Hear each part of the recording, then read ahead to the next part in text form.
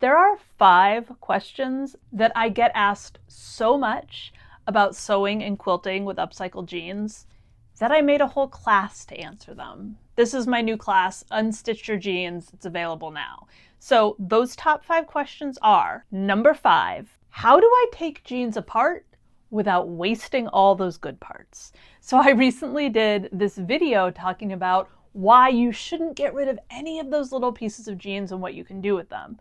Well, in my class, I have an entire section on just deconstructing, on all the parts that are worth seam ripping, the best ways to go about doing it, how to harvest the thread and what to use it for, and where to find all the really cool parts. Number 4, when people see the frayed edges on my weaving, they always wonder how I keep them so clean and why there aren't all of these different threads sticking out. Well, I do it through managing the grain line.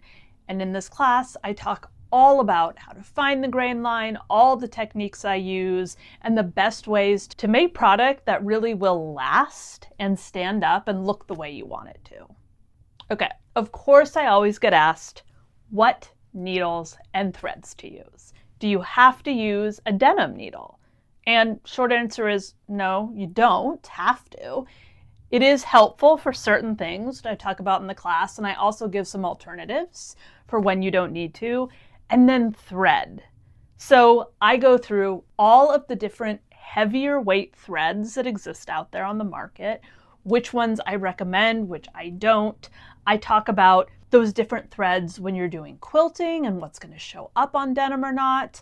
I talk about how to understand thread weight, because you probably don't know that every single brand out there measures their thread differently.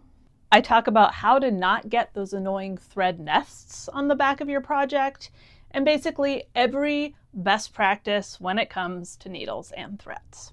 So number 2, people want to know how to choose the right patterns, quilting and sewing patterns, to use for upcycled denim. Now I go through both quilting and sewing, talk about all the details you probably want to avoid, how denim might change what a pattern looks like. And actually this skirt I'm wearing here, I use as an example of a pattern that you actually might not want to make out of patchwork denim and why. And then the number 1 question I always get asked is what to do about stretchy jeans.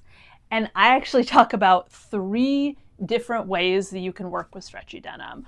One way using fusible interfacing, one way where I'm stitching pieces down rather than actually stitching them together, and then actually how you can also, again, grain line, use the grain line once you understand whether it's the warp or the weft that has to stretch, to actually be able to sew stretchy jeans kind of the same way you would sew just non-stretchy ones, as long as you understand the fabric well enough.